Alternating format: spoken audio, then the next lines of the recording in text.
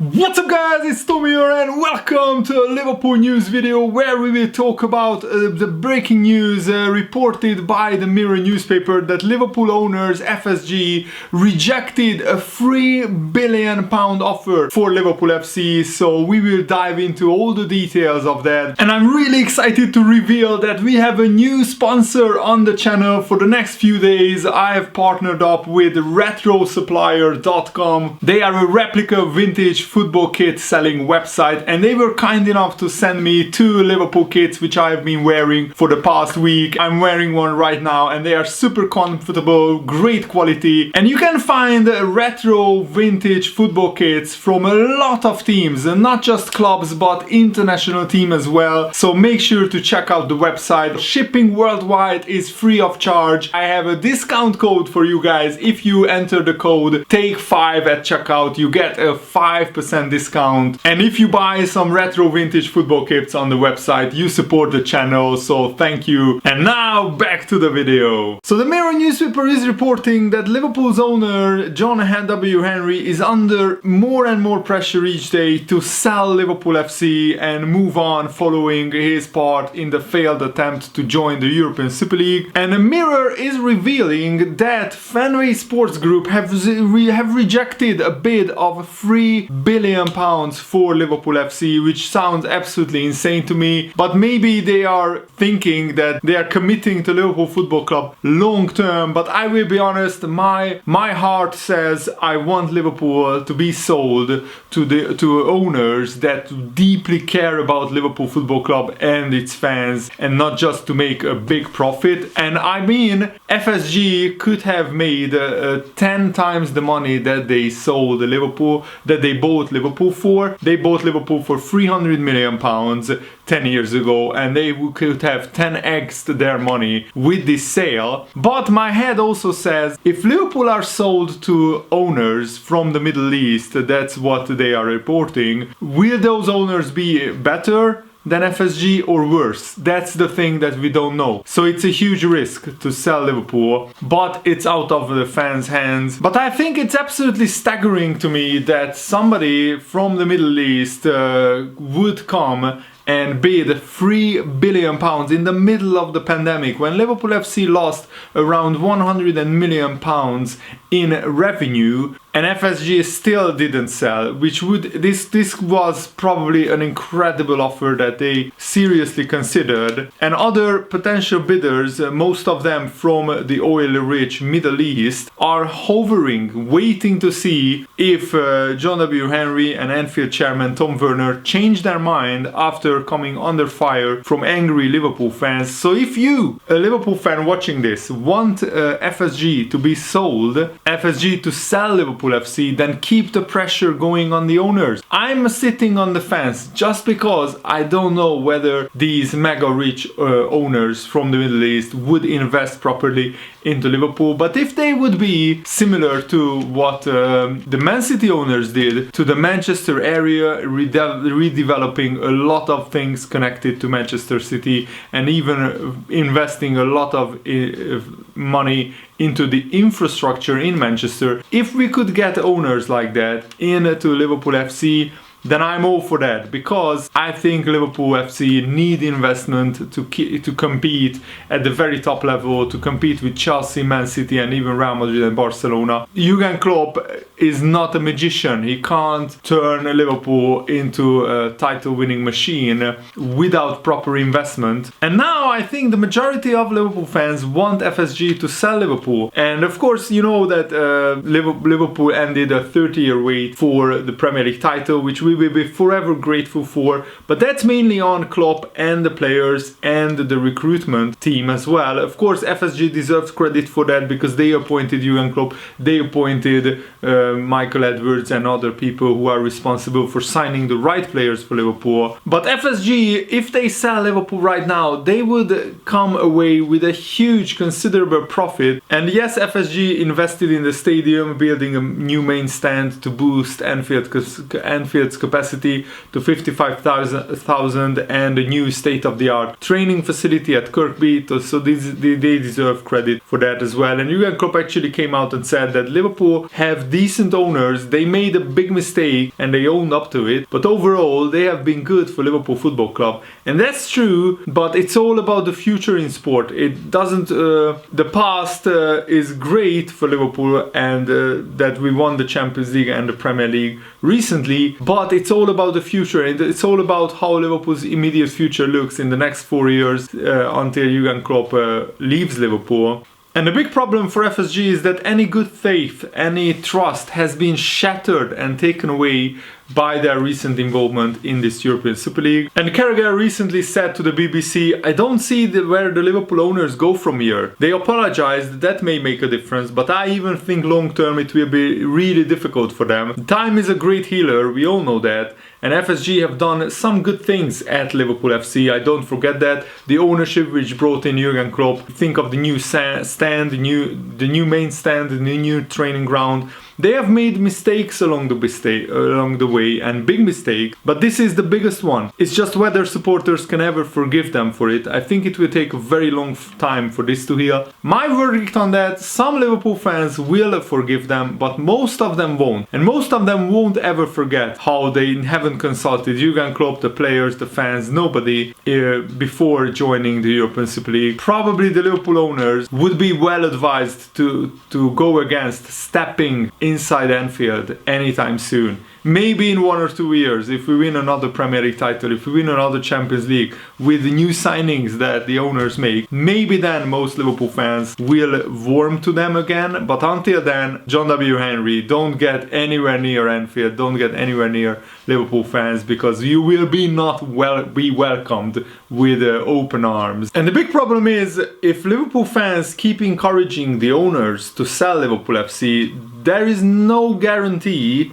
that the next owners will be better owners. We might get a far worse owners. We might get another bunch of Glazers into Liverpool. I mean, similar to the Glazers, where they put huge debt onto the club and they suck the Liverpool dry from all their revenues, and maybe the new owners won't even take fan opinion into consideration anymore.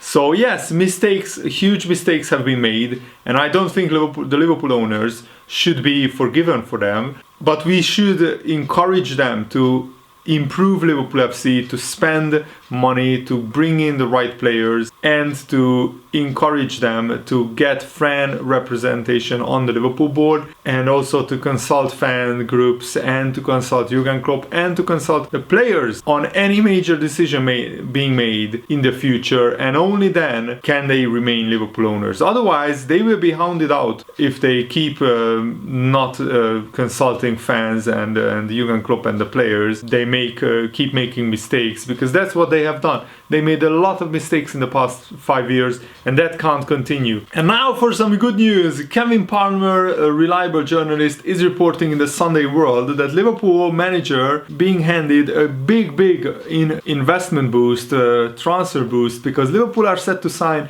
Ibrahim Konate and Ozan Kabak in the summer transfer window for a combined £50 million.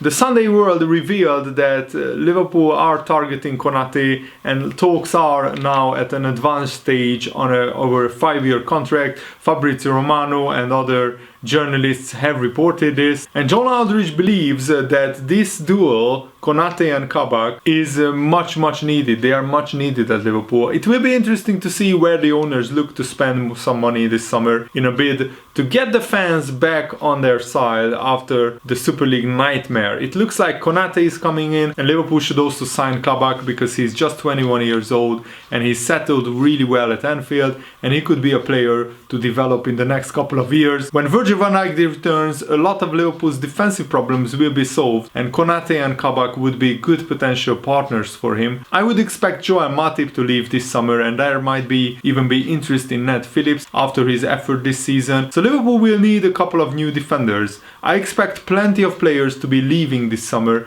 and that will free up cash for new signings. Clearly they badly need a striker, as the goals have dried up, and that is the biggest problem in the team right now.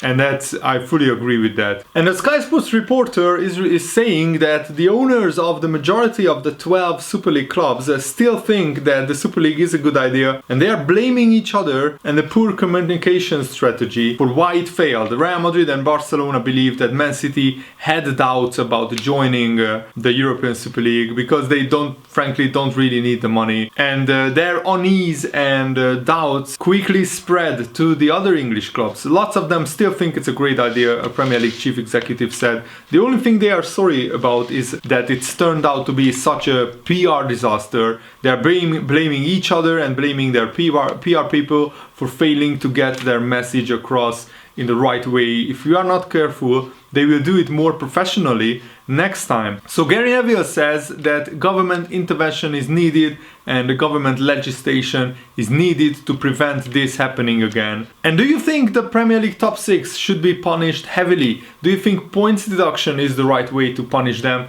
I don't think so, because that punishes the fans, the players and the managers. You should punish the owners, so maybe fine the top 6 clubs heavily, and also put independent government legislators in charge of overseeing the top 6, so they can't attempt to leave English football again. And Gary Neville had some very, very harsh words. He said, "We nearly lost English football. We nearly lost football in this country in the way in which we have always known it, which is fair and competitive. And we nearly lost our top 6 clubs from it. How can we be in that position ever again?"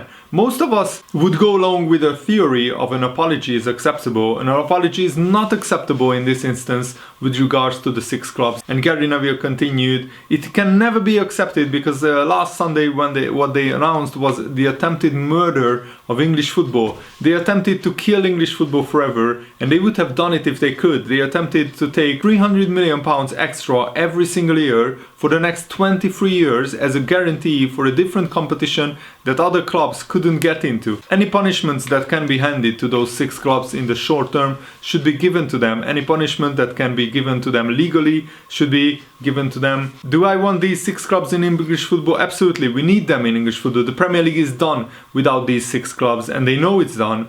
We would lose what would be a large part of the history of English football, but they have to be punished in whichever way they can.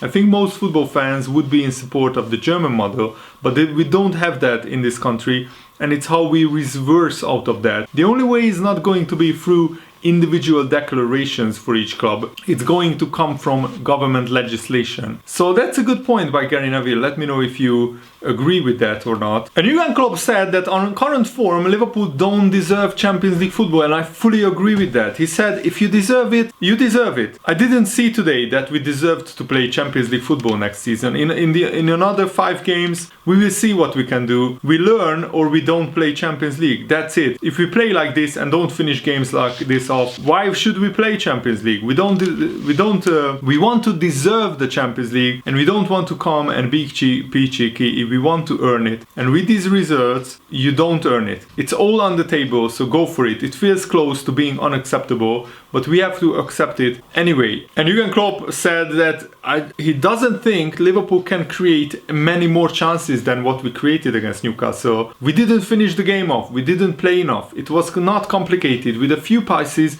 we always came through Newcastle. We just had to do that again and again. We just keep going and let them run. The counter-attack can happen, but we kept Newcastle alive. We didn't kill the game off. In the end, they deserved their goal. They scored 2 minutes before, whatever, another one with the new rules. It's unlucky for Wilson, but that's how it is now. And we didn't even take that present. We have been unlucky with VAR this season, but today we were lucky, and then we gave another chance away. It makes no sense. It's really tough to take. And Jurgen Klopp can't explain why it happened that we created 10 chances and didn't score just one of them. We just have to keep the ball in a specific way. We don't fight enough when we have the ball. When we lose the ball, we fight to get it back, but we don't keep the ball and dominate in the way it was possible to dominate today. We had 70% of possession, yes, but we should have had 80% possession, and we should have dominated more. And I fully agree with Jurgen Klopp and his sentiments, and many Liverpool fans are now saying that we should sign a striker in the summer. Liverpool blew a great chance to finish in the top 4 because the Leeds United game, the Newcastle game, it was there for the taking. We were 1-0 up. We created chance after chance to score the 2-0 and see the game out, but we didn't. And we conceded a late goal against Leeds. And we didn't learn from that game. We scored again early and we didn't score the second. We conceded late again against Newcastle. And this team, it looks like they are nowhere near the mentality monsters that Liverpool were last season. In fact, they are the exact opposite. They crumble under any considerable pressure. And it looks like with every missed chance, Liverpool kept losing more and more faith in themselves. And that's just unacceptable at this level. So yeah, let me know what you think about all of this that we discussed in this video. And thanks for watching. Have a nice day. See you later, guys. Goodbye.